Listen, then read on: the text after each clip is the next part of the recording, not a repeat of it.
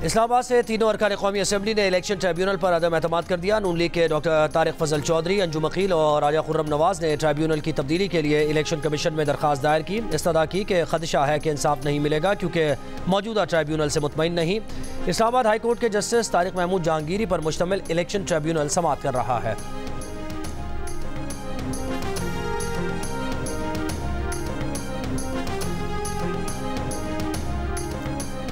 मुस्लिम league नून, peoples party और JUI ने मखसूस नशस्तें सुन्नी इत्तेहाद काउंसिल को देने की मुखालफत कर दी। मखसूस नशस्तों से मुताल्लिक केस की समाअत में चीफ जस्टिस काजी फायजीसा ने कहा कि इसका मतलब है कि आप इजाफी नशस्तें रखना चाहते हैं। जस्टिस मुनीब अख्तर ने इलेक्शन कमीशन का हुक्म गैर मंतिकी करार दिया। कहा, एक तरफ इलेक्शन कमीशन कहता है सुन्नी इत्तेहाद काउंसिल ने इलेक्शन नहीं लड़ा, दूसरी तरफ पार्लिमानी पार्टी भी तस्लीम कर रहा है। जस्टिस मंसूर का कहना था कि इलेक्शन कमीशन शमूलियत को दुरुस्त भी मानता है और मखसूस नशस्तें भी नहीं देता। जस्टिस अतर मिनल्लाह ने कहा कि अवाम को इंतखाबी अमल से दूर नहीं किया जा सकता। जस्टिस जमाल बंदुखेल ने कहा कि अवाम ने किसी आज़ाद उम्मीदवार को नहीं, सियासी जमात के नामजद अफराद को वोट दिए। आज़ाद उम्मीदवार PTI में भी शामिल हो सकते हैं। PTI में शमूलियत पर कोई पाबंदी नहीं थी।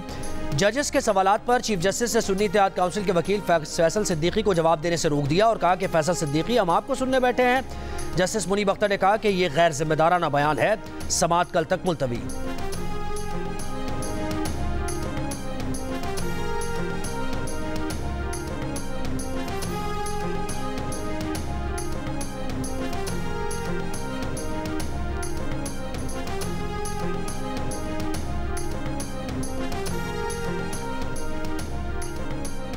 चेयरमैन PTI बैरिस्टर गौर ने उम्मीद जाहिर की कि सुप्रीम कोर्ट PTI को 78 सीट्स वापस दिलाएगी। आमिर डोगर ने मखसूस नशस्तों का case open and shut case करार दिया। कहा, PDM2 की तमाम जमातें जानती हैं PTI के हक पर डाका डाला गया।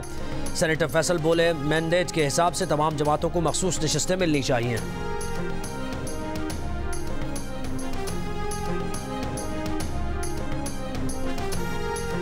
पाकिस्तान बार काउंसिल ने PTI की जानिब से चीफ जस्टिस ऑफ पाकिस्तान पर एतराज़ मुस्तरद कर दिया। बार काउंसिल की चीफ जस्टिस को बेंच से अलग करने के PTI के मुतालबे की मजम्मत। एलामिया में कहा गया कि bar council chief justice Pakistan को दबाव में लाना चाहती है। बेंच की तश्कील अब चीफ जस्टिस के बजाय जजेस कमेटी करती है। चीफ जस्टिस ईमानदार और काबिल जज हैं। मुकला बरादरी चीफ जस्टिस ऑफ पाकिस्तान समेत पूरी अदलिया के साथ खड़ी है।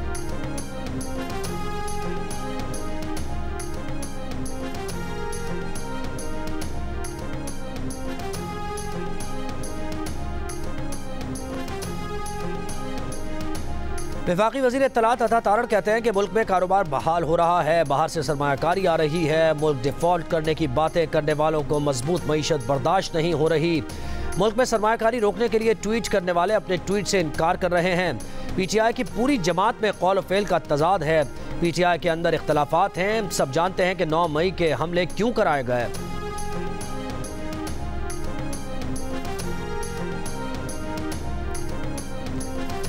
जस्टिस बाबर सत्तार का फैमिली डेटा लीक करने और सोशल मीडिया मुहिम के खिलाफ तौहीन अदालत केस की इस्लामाबाद हाई कोर्ट में समाअत। वजारत दिफा ने अपनी रिपोर्ट अदालत में पेश कर दी। जस्टिस मोहसिन अख्तर कियानी की सरबराही में इस्लामाबाद हाई कोर्ट का 3 रुकनी लार्ज बेंच समाअत कर रहा है।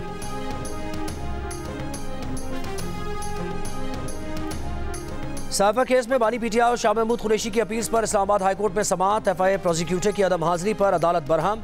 जस्टिस आमिर फारूक ने कहा कि हमने तो इस केस के लिए आज रेगुलर डिवीजनल बेंच खत्म कर दी। बानी PTI के वकील सलमान सफदर ने दलाइल में कहा, आजम खान ने साइफर बानी PTI को दिया, इससे पहले कोई दस्तावेज नहीं। चीफ जस्टिस ने बानी PTI के वकील से इस्तफसार किया कि इससे मुताल्लिक तो आपके क्लाइंट का अपना एतराफ़ भी मौजूद है। सलमान सफदर बोले, ये तो प्रोसिक्यूशन की जिम्मेदारी है कि वो ये बात साबित करें।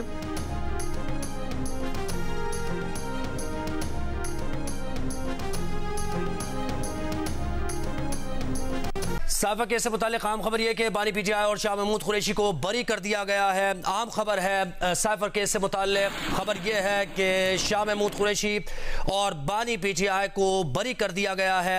आज साइफर केस की समाअत अवैस यूसुफजई ने हमें ज्वाइन किया। अवैस, बताइए डिटेल्स क्या हैं इस आम खबर से मुताल्लिक आपके पास?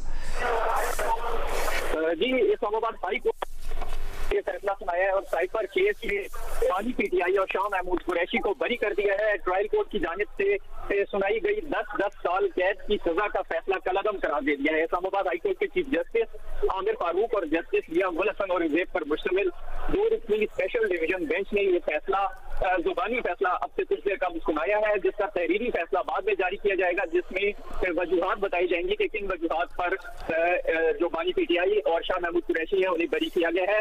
इस वक्त सबसे बड़ी खबर इस्लामाबाद हाईकोर्ट से यह है कि साइफर केस में बानी पीटीआई और शाह महमूद कुरैशी को बरी कर दिया है और ये फैसला जुबानी मुख्तसर फैसला अब से कुछ देर कम इस्लामाबाद हाईकोर्ट ने सुना दिया है। जी, और आज की समाअत से मुताल्लिक बताइए क्या दलाइल हुए? जी बिल्कुल, देखिए आज इस्लामाबाद हाईकोर्ट ने ये समाअत मुकम्मल की थी जो साइफर केस में बानी पीटीआई और शाह महमूद कुरैशी की अपीलें थी। सलमान सफदर ने अपने दलाइल दिए थे। उन्होंने अदालत ने मौके पर तैयार किया था कि अगर साइफर डूब गया तो फिर साइफर पास रखने का चार्ज कैसे लग सकता है। ये कैसा चार्ज है कि साइफर पास रख लिया, डूब गया या किसी और को दे दिया। साइफर इनके पास मौजूद है तो इसको सामने क्यों मिल रहा है? प्रोसिक्यूशन ने इजाफी दस्तावेजात की दरख्वास्त दी, जिसका मतलब ये है कि वो केस साबित नहीं कर सके। ये भी कहा सलमान सफदर ने कि बानी पीटीआई के पास साइफर की मौजूदगी रिकॉर्ड पर कहीं साबित नहीं, साइफर डॉक्यूमेंट और साइफर का मतन कहीं अदालती रिकॉर्ड पर नहीं आया।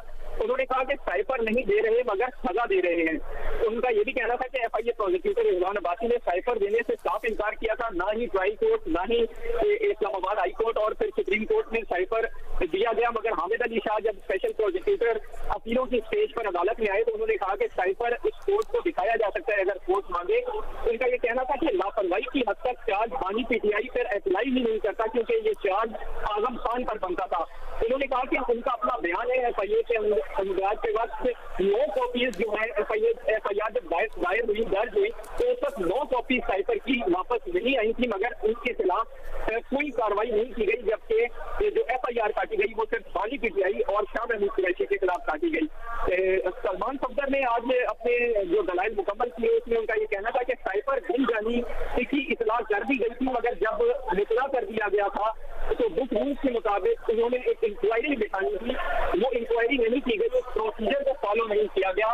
और उन्होंने ये भी कहा कि वजारत खारजा इस केस में मुद्दई ही नहीं बना।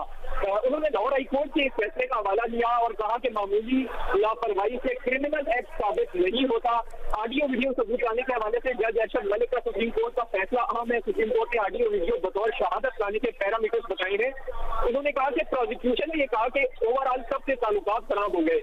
मेरी इस्तदा है कि तमाम जो मुलजमान है यानी दोनों मुलजमान इनको तमाम चार्जेस से डिस्चार्ज किया जाए। अदालत में किसी मखसूस मुल्क का नहीं बताया गया कि जिसके साथ ताल्लुकात खराब हुए। चीफ जस्टिस ने दौरान समाअत रिमार्क दिए। उन्होंने कहा कि गुज़िश्ता समाअत को प्रोसिक्यूशन की जानिब से कहा गया था कि केस को ट्रायल कोर्ट वापस भेज दें और इसमें खामियां है। एफआईए प्रोसिक्यूटर गुलशकार नकवी साहब की जानिब से कहा गया था कि केस को मेरिट पर नहीं सुना जा सकता। इस पर अब क्या कहेंगे? सलमान सफदर ने इस पर जवाब दिया कि प्रोसिक्यूशन वाले आखिर में आकर कहते हैं कि ट्रायल कोर्ट केस वापस भेजा जाए ताकि रंजियां खत्म की जाए। हम इस केस में 3 माह से लड़ाई दे रहे हैं और अब उस केस से आगे निकल चुके हैं। अदालत इस पर फैसला करे। चीफ जस्टिस ने भी कहा कि रिमार्क दिए। उन्होंने कहा कि आप हाल ही में कह रहे हैं कि ताल्लुकात खराब हो सकते थे, कानून की मंशा ये नहीं, आपने किसी को सजाए मौत देनी है, 10 साल के लिए किसी को जेल में रखना, क्या सिर्फ इस पर हो सकता है कि ताल्लुकात खराब हो सकते थे? चीफ जस्टिस ने प्रोसिक्यूटर को हिदायत की और कहा कि कायम 1 की पढ़े ऑफिशियल सीक्रेट एक्ट का आपका केस ये है कि जानबूझकर साइफर कॉपी बानी पीटीआई ने अपने पास रखी, इससे मुतालिक बताएं। जिस पर प्रोसिक्यूटर ने कहा कि गवाह के मुताबिक बानी पीटीआई को 12 कहा गया कि साइफर की कॉपी के साथ ये ना करें। 342 के बयान में भी बानी पीटीआई मान रहे हैं। चीफ जस्टिस ने इस पर कहा कि अगर वो कह रहे हैं तो इसका मतलब ये नहीं कि जानबूझकर कर रहे हैं, आपने साबित करना है। किसने साइफर केस में बानी पीटीआई को रूल्स के मुताबिक डायरेक्शन दी।